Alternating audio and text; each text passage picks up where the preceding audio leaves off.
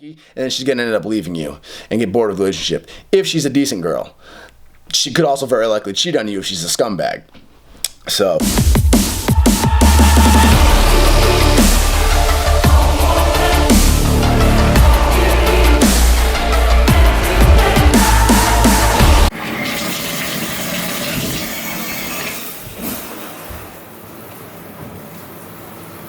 Wednesday, December 9th. In 4 days, we went from 173 down to 171.8, down to 171, now 170.4. This is what I was referring to when I said these next 3 weeks up to the shoot would be the biggest transformation weeks if all goes well, knock on wood. Yes, yes, yes, yes, yes. Oh, yes. Oh, baby.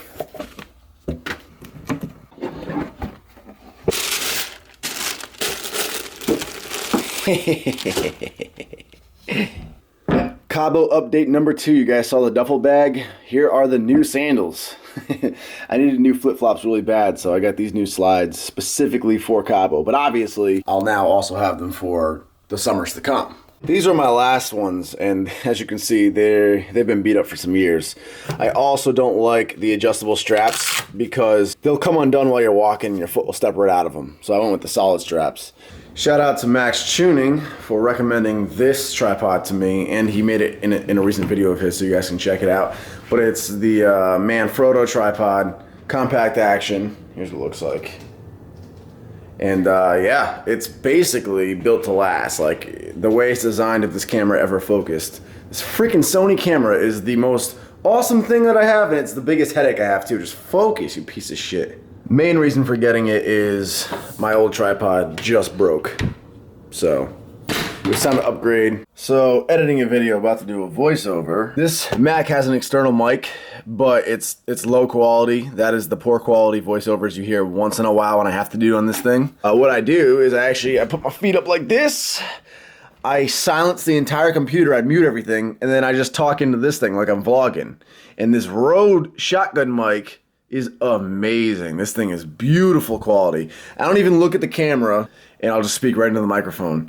And I'll watch the video as I speak, voice over the video as I'm watching it, and then I'll just take the card out, upload it real quick, and take the audio from it and lay the audio over the footage. That is how I do the really clean quality voiceovers that you hear. So this is the voiceover clip. We detach the audio, slide it over onto this gym footage, delete the actual visual clip, and right there, that's where this audio begins. So we're gonna crop it down to here and then drag it to begin at the same time. And then, so back in the gym for a lower body day.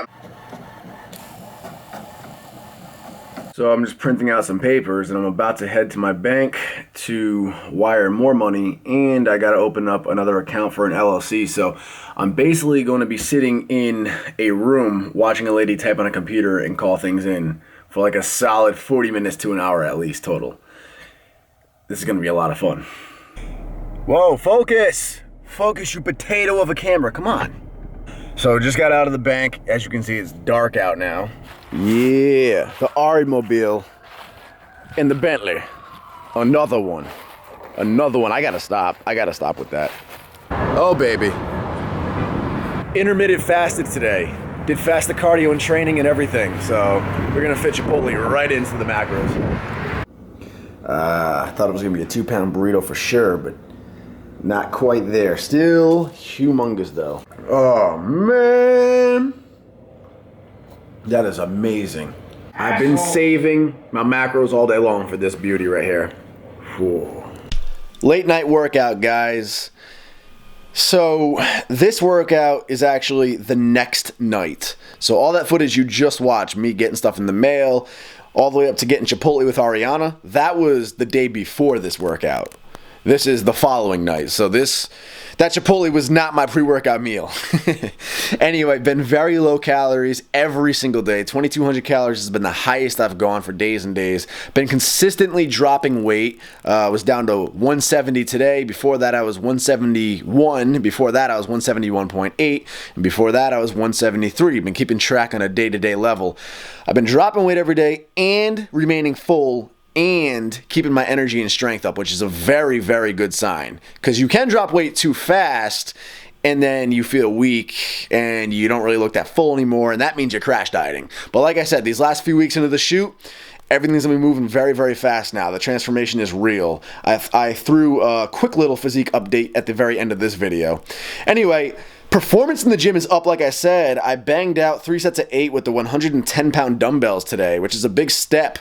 The last time I did my 3 sets of 8, which was just a couple of weeks ago, it was with the 105s. And I actually missed my 8th rep on one of those sets. So today was much heavier weight, much smoother sets. I hit all 8 reps on all 3 sets.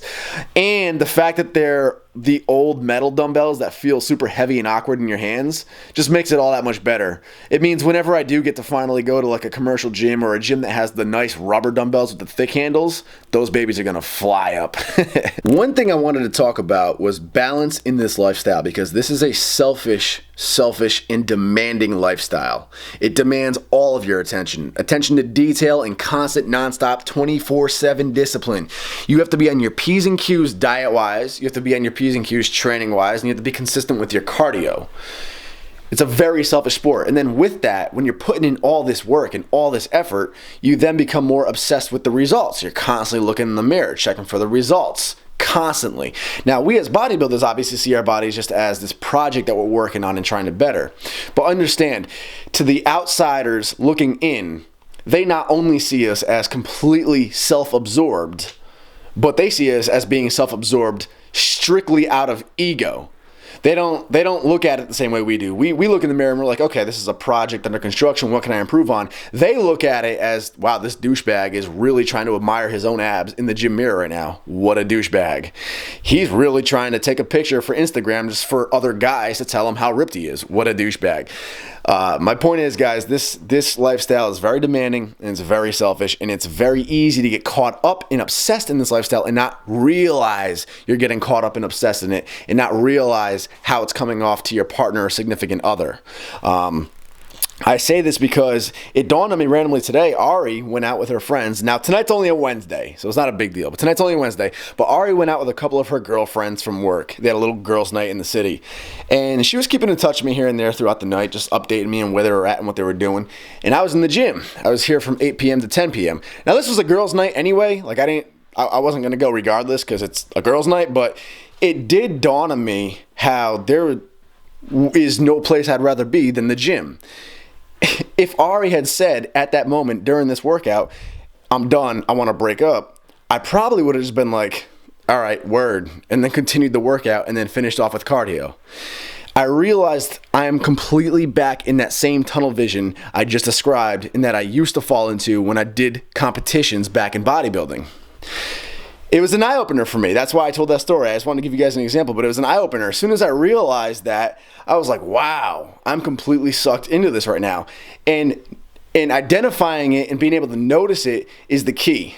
But I remember back in the day when I had past relationships, when I was competing as a teen, and I wasn't aware of how selfish this sport came off to other people, and I wasn't aware of how tunnel vision we as bodybuilders become, I would go full tunnel vision and completely put my relationship on the back burner for the sake of getting in contest condition, for the sake of stepping on stage. And I've actually ruined relationships like that. It wasn't completely blatant, like the girl was never like, I'm done, I'm sick of this bodybuilding bullshit, I'm out. But it was very obvious that my constant stress and tension from being on the diet and cranky or whatever, mixed with just the constant obsessive lifestyle and never being able to go out to eat, never being able to have fun, never being able to go out for drinks, none of that led to a very boring relationship. And when the girl is not familiar with bodybuilding especially, she's going to get bored. You're in a relationship with a human being.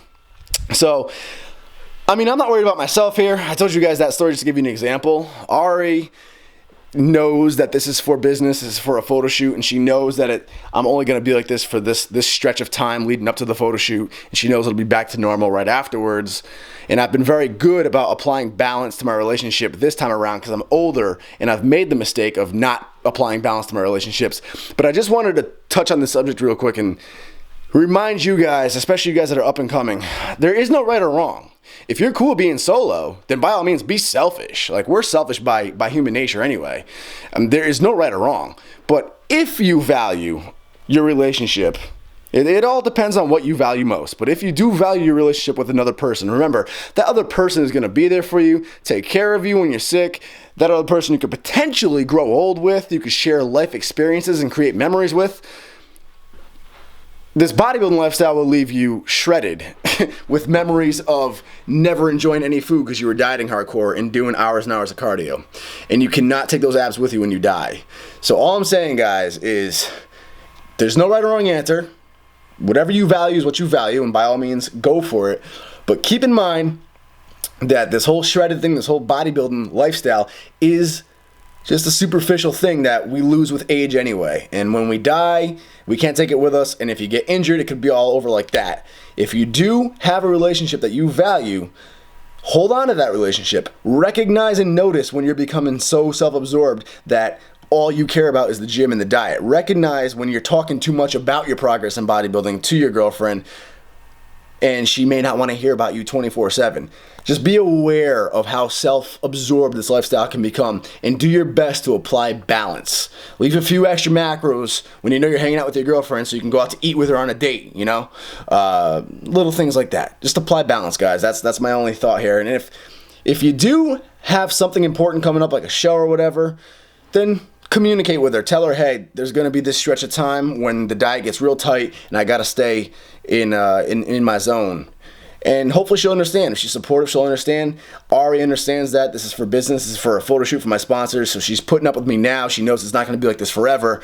But make sure you've been with your girlfriend for a while too. Because if you guys just started dating and like 6 months later you snap into contest prep mode, it's going to shock the shit out of her. She's going to get bored and unhappy. You're probably going to piss her off because you're going to be snappy and cranky. And then she's going to end up leaving you and get bored with the relationship. If she's a decent girl. She could also very likely cheat on you if she's a scumbag. So just wanted to point that out to you guys. Keep in mind, this is just supposed to be a healthy lifestyle. It's not supposed to be an obsessive addiction. Hope this video was helpful at all and entertaining. Please like and comment below. Subscribe. I'll talk to y'all later. Peace out.